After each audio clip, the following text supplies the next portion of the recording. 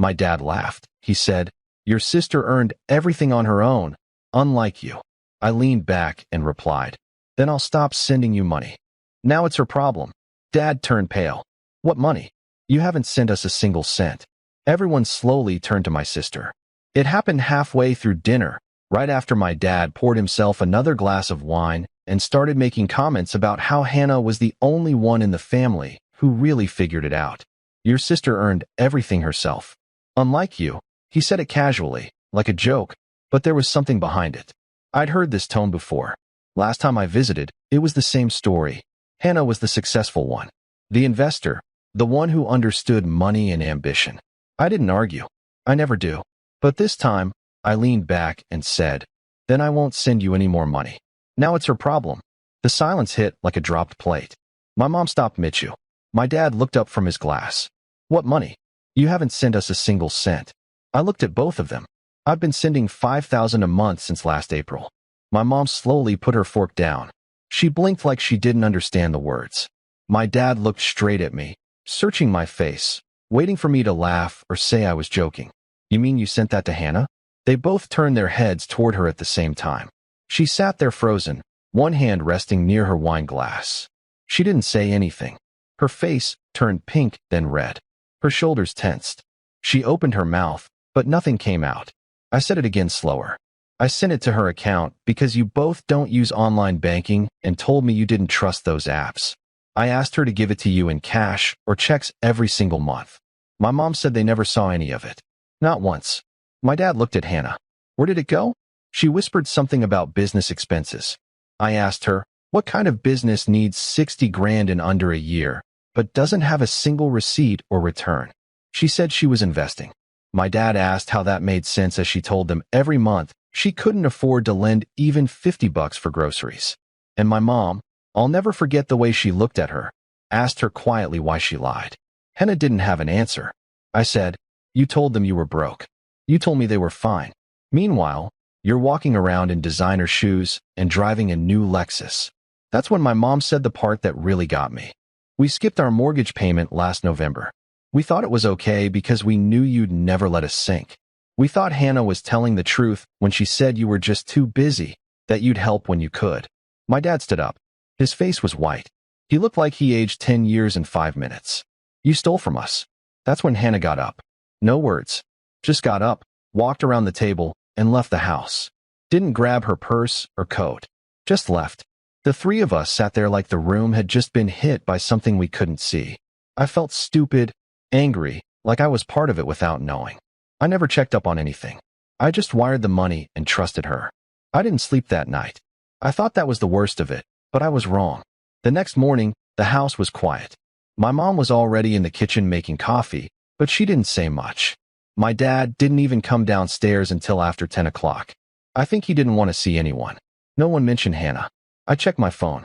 No text from her. No missed call. She was just gone. She hadn't come back last night. Her car was still parked outside, but her purse and phone were gone. I spent the rest of the day with my parents trying to piece things together. My mom kept asking the same question in different ways. "Did you really send her that much money? Did you ever see proof she gave it to us? Did you think she'd actually do it?" I didn't have good answers. I had been sending it through Zelle every first of the month. $5,000 every time. I trusted her. She told me our parents didn't want to deal with online transfers or passwords or logging into accounts. I figured she'd drop off cash or write them checks. It was convenient. That's all it was supposed to be. By late afternoon, my dad had had enough. He said he was going to the bank to check something. That's when he found out their mortgage had fallen behind again. They were a month late, and Hannah had told them everything was handled. That night, she finally came back. Around 9 o'clock, she walked in like nothing had happened. Hair done, full makeup, smelled like perfume, no apology. My dad asked where the money went. She said it was tied up in a startup she invested in. I asked her which one. She hesitated. Said it was a friend's company. What kind of company? Some tech thing, she said. An app. My mom pressed. What does the app do? She said she didn't know exactly. Just that it was going to be big and that her friend needed help getting it off the ground, that she believed in him. I asked who the friend was. She paused, looked away, said his name was Mateo, never heard of him. We pushed more. She got defensive, said it was none of our business who she trusted, that she didn't owe anyone explanations. Then she stormed upstairs. But we already knew something wasn't right. Not just because of the money. The way she looked, she was thinner, more stressed than she used to be, always checking her phone. Her face looked strained beneath all the makeup. The next day, things got even stranger. One of her friends, someone named Tori, stopped by the house, said she thought Hannah was there. She seemed surprised to see me. We talked for a bit casually at first, but she asked if Hannah was okay. I told her I wasn't sure. Then she said something that changed everything. I hope she's not still giving that guy money. She already maxed out 2 credit cards for him. I asked who he was, and some guy named Mateo said he was building a company or whatever, but honestly, he just came off like a freeloader. I asked how long they'd been together. Almost 2 years. That's when it first hit me. Hannah hadn't just spent the money. She gave it to him. And not because he tricked her, but because she chose to. When I told my parents in the living room, my dad stayed quiet while my mom just buried her face in her hands. It wasn't about the money anymore. It was about who our sister had turned into. That night, we decided we couldn't ignore it any longer. The next morning started with silence. Hannah was gone. No car in the driveway, no note, no text. My mom sat at the kitchen table with a mug of cold coffee she never touched. My dad was already pulling old files, looking for a family friend who used to practice law. I didn't have to ask what he was thinking. We all knew. Hannah hadn't just lied. She'd financed someone else's life with our money, and she was still covering for him. By the afternoon, I got her on the phone after 3 tries. I said we needed to talk in person. She said she was busy. I didn't ask with what. I told her, either you come here or next time we talk, it'll be through a lawyer. 2 hours later, she walked in with shopping bags, Target, Sephora, and some brand I didn't recognize. She dropped them in the hallway like nothing had happened, kicked her shoes off, and asked if there was anything to eat. We sat her at the kitchen table, the same one we'd used for birthdays, Thanksgivings, every Sunday dinner. Now it felt like a courtroom. My dad went straight in. Is his name Mateo? She nodded. Yeah. Have you been giving him money?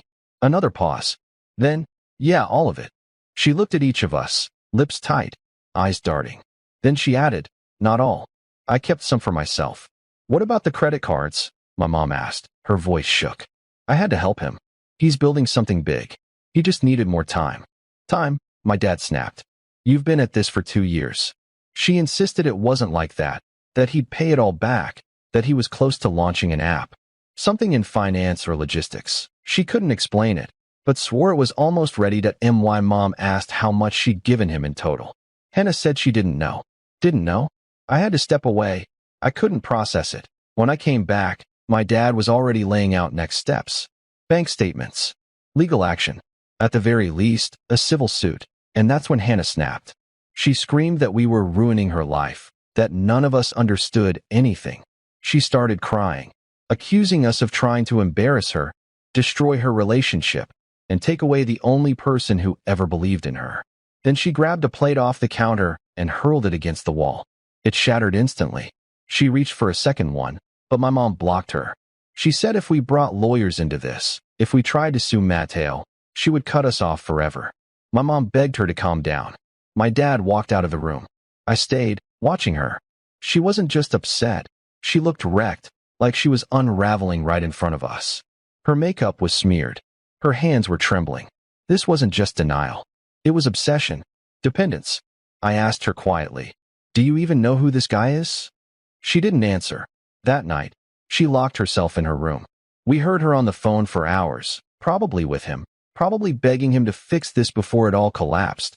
But it was already collapsing. The next day, my dad spoke to the police. My mom began gathering every piece of financial info she could find, and I started reaching out to people who knew Mateo, or claimed to. One of them responded, and what he told me only made things worse. The next morning started early. I barely slept, and I don't think my parents did either. Hannah hadn't come out of her room once. No sounds, no movement, just silence behind the door. I was at the dining table with my laptop, trying to list every payment I'd made and everything I could piece together about Mateo. Most of what we had was secondhand, vague social media posts, a few mentions from Hannah's friends, and one blurry photo of him at some rooftop party. That was it. No LinkedIn, no company website, no registered business under his name. Then, around 10 a.m., the doorbell rang. My mom called out from the kitchen, asking me to get it. I opened the door. It was him. At first, I didn't recognize him, just some guy in his early 30s, jeans and a hoodie, like he was passing through. But then he smiled and said, "You must be Henry. I'm Mateo." He said it like we were old friends. I just stared at him. He nodded toward the house. "Can I talk to Hannah?" I didn't move. Behind me, I heard my dad's footsteps. He stepped into the hallway and froze when he saw the guy. Mateo didn't flinch, didn't look guilty, didn't even look nervous. He said he was there to clear things up, said he didn't want any misunderstandings. My dad asked what he wanted. Mateo looked past us and said calmly that we were blowing things out of proportion, that the money was part of a long-term strategy, and Hannah had agreed to help him. No coercion, no lies. Just two people chasing a dream. That I asked him why he hadn't paid back a cent. He said it wasn't time yet. I asked if he had anything to show for it. Documents, contracts, plans, anything. He reached into his backpack and pulled out a folder. Inside were 5 printed pages. A mock-up of an app that looked like it had been thrown together with a free template, no code, no wireframes, no names, just buzzwords and diagrams. My dad glanced at the folder and laughed. "This is your empire?" Mateo didn't blink. He said he didn't need our approval, only Hannah's. And right on cue, she appeared. She went straight to him and told him to come in. My dad blocked the way. She looked at us and said, "Then I'm leaving with him." Despite my mom's pleas, she walked out with Mateo. That I followed them to a shabby apartment complex. It didn't look like a startup base. It looked like eviction was coming. Soon, a tired woman with a toddler came out. She cursed Mateo's name. When I asked, she said he was her kid's father. She had no idea about Hannah. I showed her a photo, and she laughed bitterly. He'd never paid child support, just played people. Back home, I told my parents. That night, Hannah burst through the door. Shaken, no bags, just her shattered phone. She whispered, "You were right." She said Mateo had vanished after a fight, leaving behind only his ring. On his tablet, she found dozens of messages to other women. Lies, promises, money transfers, even ones mocking her. He never loved her. She was just useful. Through tears, she admitted she'd given him over $80,000, plus credit cards and a car lease. When I told her about the child and other woman, she broke down again. My dad said firmly, "We're going after him." Hannah resisted, terrified of court and humiliation. But my mom told her, "If you don't stand up now, you'll never get your life back."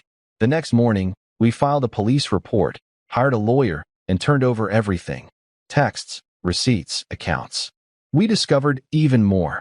Fake invoices, new credit cards in her name, money moved through fake businesses. A week later, the detective called. Mateo was still in Ohio, living with another woman. They arrested him at a hotel in Dayton. At first, Mateo denied everything, claimed Hannah was stalking him. But the evidence was too strong. The DA pressed charges: fraud, identity theft, financial exploitation.